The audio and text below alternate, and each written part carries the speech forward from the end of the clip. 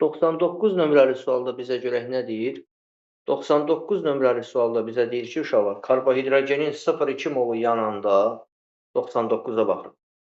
Deyir, karbohidrogenin 0,2 molu yananda 0,6 mol karbon qazı əmələ gəlir. Əgər 0,2 molu yananda 0,6 mol karbon qazı əmələ gəlirsə, gəlin tapaq görək 1 mol yananda nə qədər karbon qazı əmələ gəlir. 0,2 mol yananda deyir 0,6 karbon qazı alır. Gəlin görək baxaq 1 mol yananda nə qədər karbon qazı alır. Bir dənə bunu tapaq zəhmət olmaz. 3 mol. 3 mol. X eləyər 3. Əgər 3 mol karbon qazı əmələ gələrsə, onda bu maddənin neçə dənə karbonu var imiş? 3 dənə karbon. 3 karbonu. Onda bu variantları silin. A da ola bilər, B də ola bilər, C də ola bilər. Deyir ki, bunun 0,2 molu 0,4 mol brom birləşdirir. Əgər birləşdirirsə, bu alkan ola bilər. Alkanlar özünü doymuşlar, onlar heç nə birləşdirir. C-ni də vururam.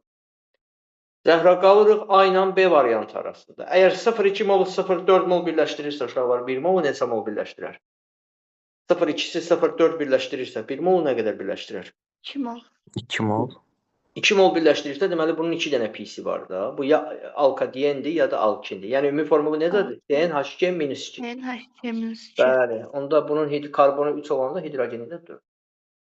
Əgər desəydi 0,2 molu 0,2 mol birləşdirir, onda 1 mola 1 mol uyğun gələrdi. Onda bunun bir dənə pisi olar. Onda doğru cavab olardı A variantı. Amma 1 molu 2 mol birləşdirirsə, bu B variantı olar. Yəni baxın.